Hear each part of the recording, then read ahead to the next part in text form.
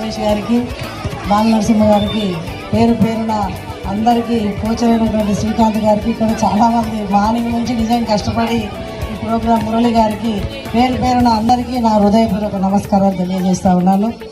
ఈరోజు పిల్లలు నిజంగా పేరెంట్స్ ఎంకరేజ్మెంట్ చేస్తే నాకు చాలా హ్యాపీ అనిపిస్తుంది.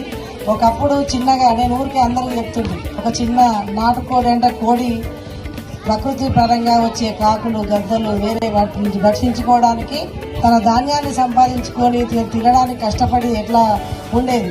అప్పుడు ఊర్లో మేమందరం కూడా నడుచుకుంటూ ఊర్లోకి వెళ్ళిపోయి ఏదైనా ఒకసారి ఆటలు ఆడాలన్నా ఏదైనా ప్రకృతి సంబంధంలో ఆడేవాళ్ళం.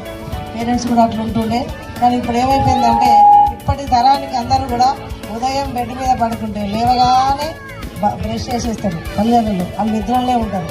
పాలు పోషిస్తారు, బ్రెడ్ ఇస్తారు, టిఫిన్ పెడతారు, కొక్కుతారు. ఇంటి ముందు బస్సు ఉంది, బస్సు ఎక్కుతారు. వాడికి ఎలాంటి యాక్టివిటీస్ ఉండట్లేదు. కానీ పేరెంట్స్ కూడా ఈరోజు సందర్భంలో ఈ యాక్టివిటీస్ చేసి స్పోర్ట్స్లో వాళ్ళకి పార్టిసిపేట్ చేస్తే వాళ్ళు మానసికంగా కానీ శారీరకంగా కానీ దృఢంగా అవకాశాలు ఉంటాయి. ఇప్పుడున్న పిల్లలు పుట్టినప్పటి నుంచి ఫోన్లో ఇస్తారు. పిల్లలకు అన్నం పెట్టాలంటే తల్లులందరూ ఫోన్ పెట్టి కంప్లీట్ వాళ్ళు కూడా ఫోన్ చూసుకొని కంప్లీట్ ఉంటున్నారు.